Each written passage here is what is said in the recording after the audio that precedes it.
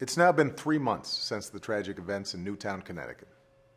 3 months since we lost 20 innocent children and 6 dedicated adults who had so much left to give. 3 months since we, as Americans, began asking ourselves if we're really doing enough to protect our communities and keep our children safe. For the families who lost a loved one on that terrible day, 3 months doesn't even begin to ease the pain they're feeling right now. It doesn't come close to mending the wounds that may never fully heal. But as a nation, the last 3 months have changed us.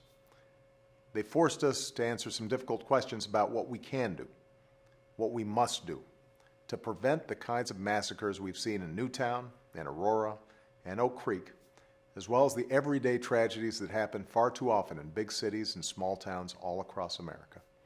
Today, there's still genuine disagreement among well-meaning people about what steps we should take to reduce the epidemic of gun violence in this country. But you, the American people, have spoken. You've made it clear that it's time to do something. And over the last few weeks, senators here in Washington have listened and taken some big steps forward. 2 weeks ago, the Senate advanced a bill that would make it harder for criminals and people with severe mental illness from getting their hands on a gun, an idea supported by 9 out of 10 Americans, including a majority of gun owners. The Senate also made progress on a bill that would crack down on anyone who buys a gun as part of a scheme to funnel it to criminals, reducing violent crime and protecting our law enforcement officers.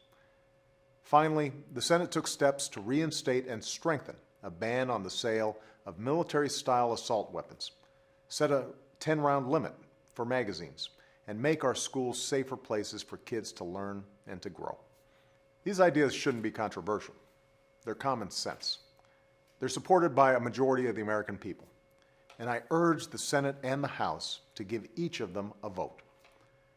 As I've said before, we may not be able to prevent every act of violence in this country, but together we have an obligation to try. We have an obligation to do what we can. Right now, we have a real chance to reduce gun violence in America and prevent the very worst violence. We have a unique opportunity to reaffirm our tradition of responsible gun ownership and also do more to keep guns out of the hands of criminals or people with a severe mental illness. We've made progress over the last 3 months, but we're not there yet. And in the weeks ahead, I hope members of Congress will join me in finishing the job for our communities and, most importantly, for our kids. Thanks.